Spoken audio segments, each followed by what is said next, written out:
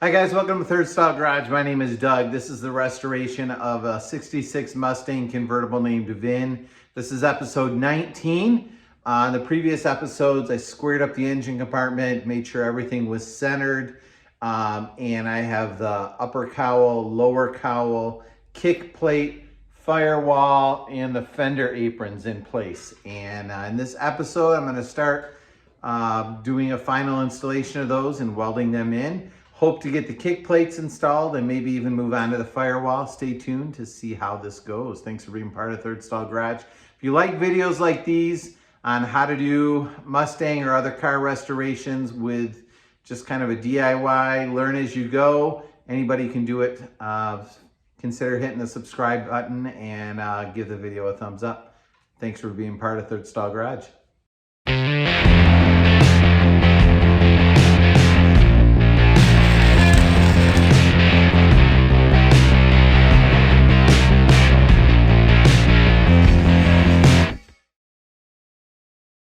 All right, here's where she sits. All the fender aprons in, upper cowl, lower cowl.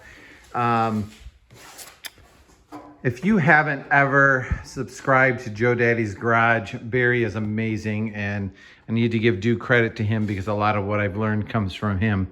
He talks in some of his videos that sequence is scored, meaning the order with which you do things is really critical. So after a lot of head scratching and thinking and talking this through with a good friend of mine, Dale, who's here helping me today, I'm gonna take the upper cowl and the lower cowl off and then the firewall out and leave just the kick panel. And I think the kick panel on the passenger side as well as the kick panel on the driver's side are the first things that need to go in. They're located where I want them to be. I've taken a paint pen and marked the edge of the fitment to know where I need to prep it. And I also have used sheet metal screws. So I've got 1, 2, 3 of them that are locating the kick panel. Now this one will come out and it will locate the firewall later. But once I get this panel ready to weld, this sheet metal screw and that sheet metal screw will hold it in place and locate it. So I make sure I get it back into the exact same location that it was in. Now in a little bit, I'll detail how you prep for the spot welds. But once I get this kick panel done and get the kick panel on the other side welded in, then I'll be able to use these to locate the firewall. I will also leave my fender aprons in, and you can see I've got a sheet metal screw in there. So between the freshly welded in kick panel and the fender apron that's bolted in, I should be able to accurately locate the firewall. So, time for the upper cowl and lower cowl to come back out, the center line to go away, the export brace, the Monte Carlo bar. I'm probably going to leave on my board, which sets my hood hinge width, and then we'll start prepping for welding. This is exciting.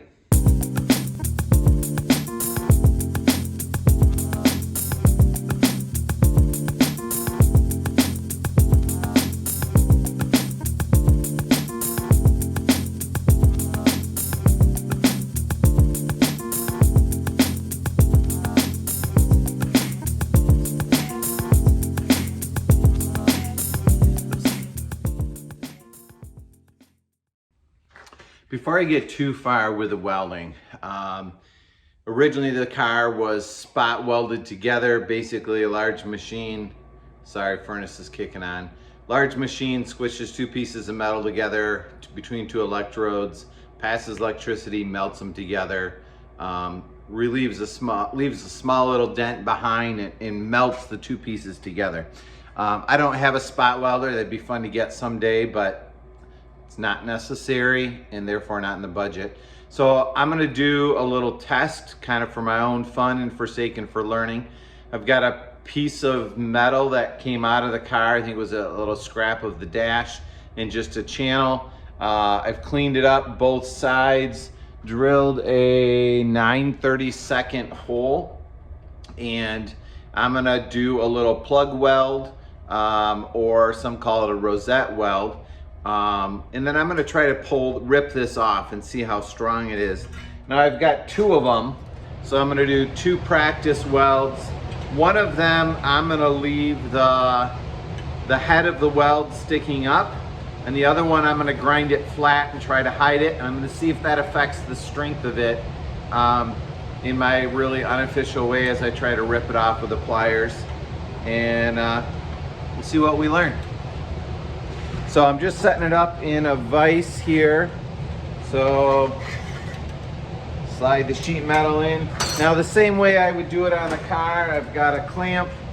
I've cleaned up the surface on the piece I'm welding it to. Clamp it in place like that. I think yeah, it should be good. Then I'm gonna weld it. I think for doing a plug weld, it's best to stick your gun in the middle, get a little bit of a puddle, and then you work your way around the outside. And so you've got a good penetration through to the back piece and into the top piece as well. I do have I have a flux core welder. I don't have a gas shielded welder. I would like to get one someday. It's a little bit messier, spatters a little bit more, involves a little bit more cleanup afterwards, but I don't think there's a ton of strength difference between the two.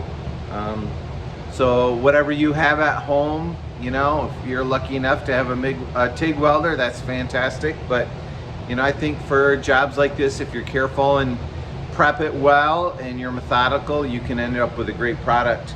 I also, you know, oftentimes the factory had about a 2-inch spread between their spot welds. Now it varied based on the guy who was doing it. You know, I'm probably going to decrease my spacing to an inch, inch and a half. It's just going to give me a little bit more strength. That way, if I have a spot weld that's not quite as strong, I don't think it's going to be as critical. So let's see how this goes. So I've got it simply set up in a vise here. It's a piece of channel I've cleaned up.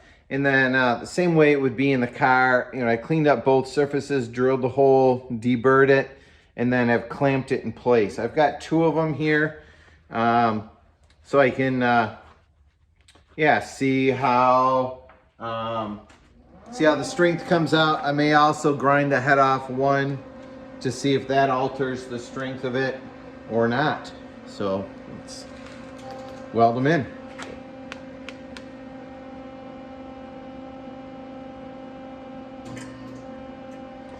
It does help if you put the negative electrode on.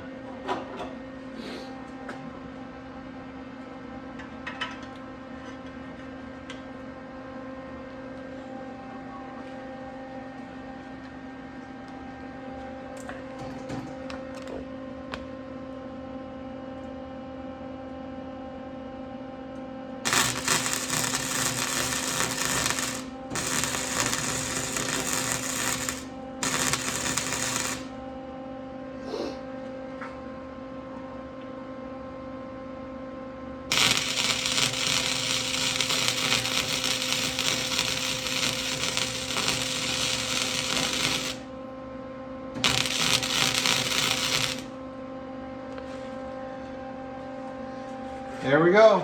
They're both pretty similar. I think one of the challenges is to get better at not piling so much weld on. Then you got a lot more to clean off, or if you decide not to clean it off. Here's my one weld. You can see it's fairly flat.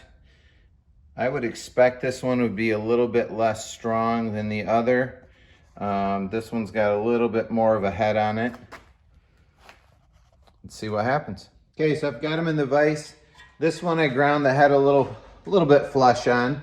Not totally, so I didn't take off too much parent material, but let's see what happens when we try to pull this thing off. I'm assuming like twisting motion. It does not budge at all. There's no way I'd be able to slide it. Wonder if I try kind of trying to rip it off.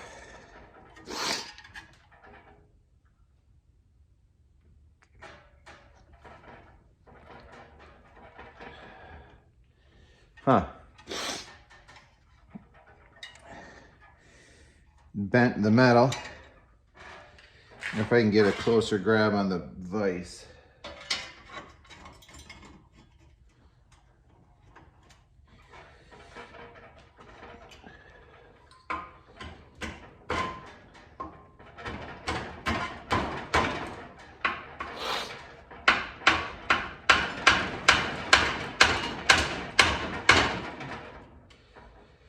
Oh, if I twist, I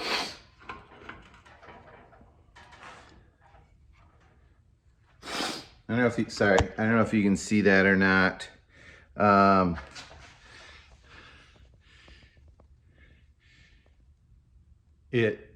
The top layer of sheet metal kind of ripped around the edge of the weld.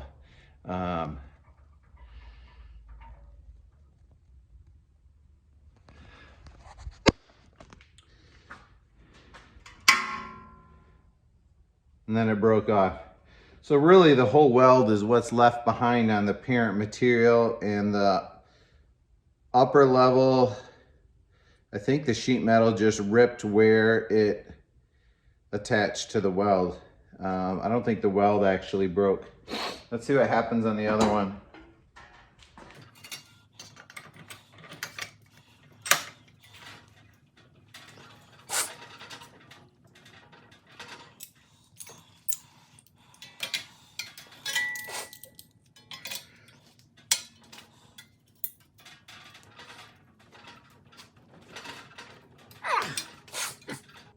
I can't get this one to rip.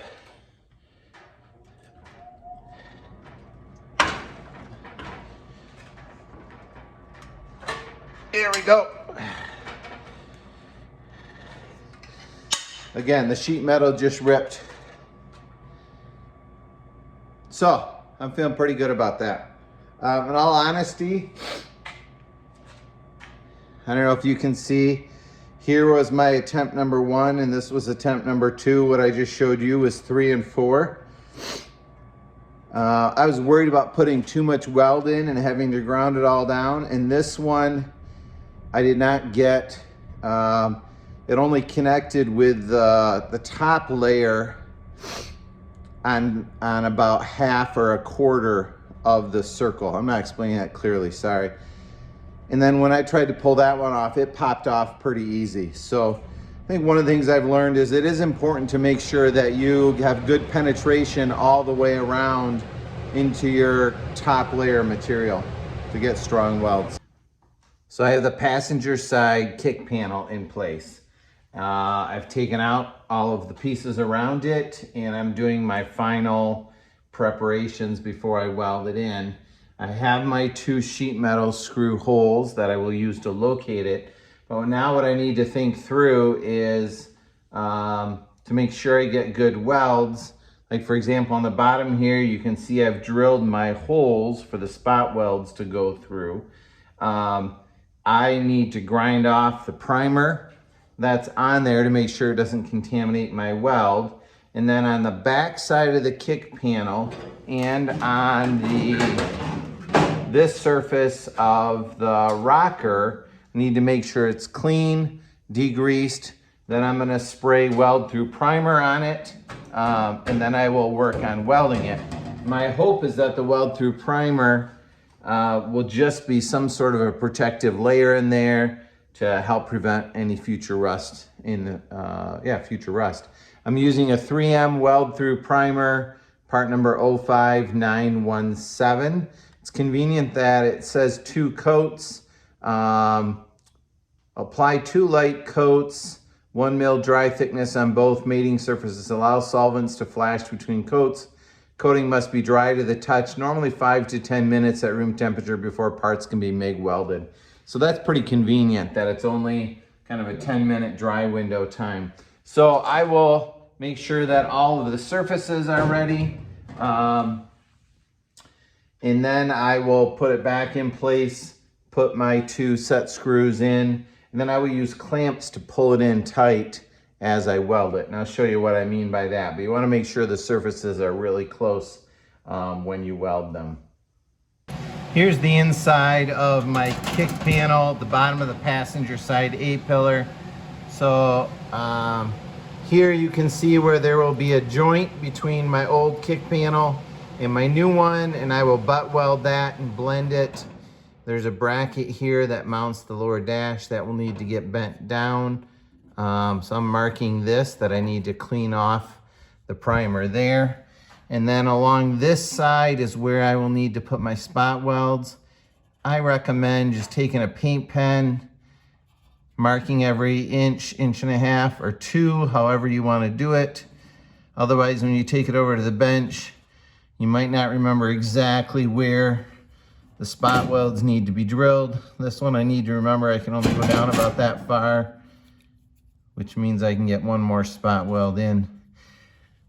This seam here, where the rocker comes up to meet the kick panel, I do not know if that needs to get welded or not. So I'm gonna clean off some of the primer there. I'm assuming this will get covered by carpet or a panel here. So I may just put a couple stitch welds along there afterwards, maybe even up top here as well. I'm not sure. That probably won't be in this video, so if any of you are watching it, can give me any advice as to whether there should be or whether you'd recommend to put some stitch welds along there, I would appreciate it. You may be wondering why this is painted glittery silver. Before I covered this up, I wanted to prime and paint it just with some Rust-Oleum rattle can, and that happened to be the color that I had. I figure it's better to have it rust protected than worry about what color the inside of my A-pillar is that nobody will ever see, Lord willing. All right, I'm gonna pull it back out and do final prep and then reinstall it. All right, the kick panel has been cleaned up, weld through primer around all the edges. It's back in, hopefully for the final time. I have the 2 sheet metal screws that are locating it in place. Double checked everything, it looks good. I've got my welder hooked up, time to start burning them in. One thing, you know, I've always one thing I've always tried to accomplish with this channel is you don't need to be a mechanical genius to tackle a project like this. You just need to be willing to try and learn. And some projects come out, you know, some tasks come out great and some come out mediocre. If you want a perfectly restored car, can write a check to somebody for $50,000, more power to you. That's not me, and I'm doing my best to enjoy the journey of restoring this. I'm blessed to have a nice 2-stall shop. It's heated, it's fairly well lit. You don't have to have that. You know, you could do something like this, you know, without a wonderful shop. But there are some things that are really helpful. You need a welder. You need to learn how to weld. I have a very inexpensive Lincoln Electric Flux Core Weld Pack 100. I've had it for 25 years now. I think I paid $300 for it back then. They're not that much more now. You can learn how to weld with that. I'd love to upgrade to gas shielded welding sometime, but someday. Another investment that I would recommend making is clamps. I counted over the past 2 years, I've collected 15 different clamps. This one happens to be a vice grip. It might be one of the only actual brand vice grip ones I have. Most of them are Bremen, B-R-E-M-E-N, from Harbor Freight. They sell cheaper ones at Harbor Freight. The Bremen ones are pretty good. I've had really good luck with them. Particularly when I was clamping the engine compartment together, at one point I did use all 15 and was glad that I had them and was looking for some C-clamps and regular vice grips as well. I'd recommend a variety of them. As you can see right here, I have two of these monster jaw ones. I have 2 of those. I don't think you need many more than that, but you need to clamp around things. I've used these a lot. So for example, this works great for getting around the A-pillar. so that when I weld this kick panel to the A-frame, it pulls it together nice and tight. It's nice to have some of the 4 or 5 inch ones as well. These happen to have the little swivelly feet, which I like. Gives you a nice, more spread out, force on them. And originally I was gonna buy all of those, but they didn't have them all. So I ended up getting some of these as well. They don't have the swivelly feet, and I'm really glad I have some of both. So I'd recommend a variety of both. So some of the great big ones, some of the 4 or 5 inch ones, some of these little, I don't know if they're 2 or 3 inch ones, are really handy to have. I even have one little baby one, which is not very big at all. The last set that I have is, I have 2 of these, which work fantastic for holding like a pinch seam together. And then you can actually, if you have a plug weld here, here, and here, put the clamp on, weld all 3, and they work fantastic for that. Again, this is a Bremen from Harbor Freight. I'd encourage you to work on collecting those. Obviously, you'll need some grinders. This is a little angle grinder with the spin-off discs I got off Amazon. I also can't speak highly enough of this little belt sander from Harbor Freight either. It's a Baxter Professional 1/2 inch air belt sander. It's much more aggressive, or takes material off way faster than the little angle grinders do. So grinding out spot welds or grinding down your plug welds, this seems to do the job in about 1/4 of the time of what this does. It's kind of in between here and an angle grinder with an abrasive grinding wheel in it. Blah, blah, blah, blah, blah, blah, blah, wah, wah, wah, wah, wah. I'm now Charlie Brown's teacher. All right, let's weld this puppy in. So I have my 2 clamps on. I'm gonna do these 2 spot welds first. The sheet metal is nice and tight up against the back piece, which is important. I think I mentioned this earlier, but I find that it works best to start out welding right in the middle and then work your way around the outside. Now I'm gonna be really careful on this one because it is super thin. Like this hole is drilled very close to the edge. So that will probably melt out a little bit, and that's okay. Then I'll weld this one. This one does not look tight. See how the wire can get behind it? So I'll need to move the clamps. And just be patient.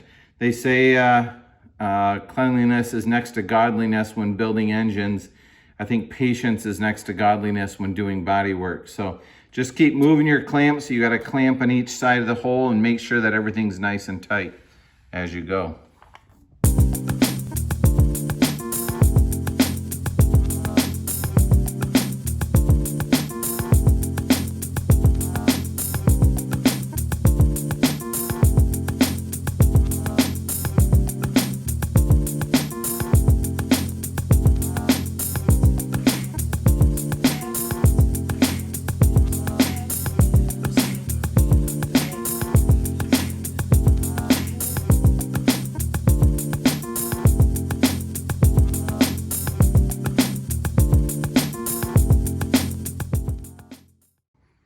So the spot welds are in, or rosette welds, plug welds, whatever you want to call them, all the way around here. I have not done these yet. I will do that soon. I'm content with the way that they came out. Like this one, I think looks pretty good. Not professional. That one looks pretty good. Maybe needed to add a bit more weld to it. This is where I welded up the hole where the sheet metal was. That looks pretty good. That looks pretty good. That's pretty bumpy and ugly. These were the first couple. They're pretty bumpy and ugly. But then I've got some along the bottom that look pretty nice. Then I've got 2 where I tried to fill in a long slot and they look pretty ugly. There's a lot of different thoughts on, do you grind them smooth and hide them? Does that decrease some of the strength? As you can tell, I went just a little over an inch between each of my welds. That's more than what the factory had, which I think helps with strength if some of my welds aren't perfect. I'm also glad I started welding here because this will be hidden behind the fender. Later, I will be doing, plug welds that are right here in the engine compartment. And I would like to either have those look really good or I will blend them in and hide them. But for now, I'm probably gonna clean up some of the uglier ones and then just call the rest of them good. Eventually they'll get covered with fender and primer and paint. But I feel like it's good and strong. Next, I will weld in these. Also, while I'm here, it took 5 washers for me to get my fender to fit. And I've been debating about, should I take this bracket off and move it? I don't know if it's because of my aftermarket fender or not. So I think what I'm gonna choose to do, even though it'll be a little bit ugly, I think it will leave the car in the most original condition. So I'm going to either use these and tack weld them together, or make a spacer that's that length and then tack weld it to this bracket so that if somebody else puts a different fender on it someday, they can take that back off and that will leave this bracket in the original position. I don't think you wanna watch me grind those off and necessarily do the welds on the other side. Sorry, let me show you what I'm talking about. Here you can see kind of my penetration through. So I will do these 6 spot welds on this side. Then that's the dash bracket. It's painted black. I will bend that down, clean it off, and weld it on. And the last thing to do is this joint here where I had to cut this piece. I'll bend this down, probably shorten that a touch so it matches, and then butt weld that together, and then this piece will be done. So I'm getting ready to weld the inside. You can see how this style clamp works nice for holding it tight around that hole. What I discovered is I should have marked and drilled my holes a little more carefully. The plate that I'm welding into behind here only extends back about this far. So I've got a gap there. So I'm gonna have to weld very carefully. Sorry, I forgot where my finger is, to fill in that gap, which I think is doable. Then I will butt weld this right here, bend this down, and edge weld that there. Passenger side kick panel is in place. As you can see, I set the firewall in just to look and lined up my firewall locating screw there. But this feels really good to have this in. I cleaned up the welds slightly, did not blend them and try to hide them. It's kind of hard to see. But I feel good about how that came out. I did join this piece on the top to the original piece that got cut off because originally this kick panel went underneath the windshield piece. And then got the inside done as well. Welded those in place, cleaned them up a little bit, attached the dash brace. That's not the prettiest weld in the world. My welds here on the A pillar kind of burned through pretty significantly on the backside, so I had to clean those up. So, kick panel is in, feels really good. I have also, figured you watched one, you don't need to watch 2. I have the driver's side kick panel in as well. And now my next step, now that these are in place, is gonna be to locate the firewall off of my set screws into the kick panels and into the floor pan. And then also I will attach them via my sheet metal screws into the fender aprons as well. And then I can start the process of figuring out how, where I'm gonna put my spot welds or plug welds, rosette welds along the bottom as well. And then we'll attach it to the torque boxes. Making progress, feels good. I'll give myself a thumbs up.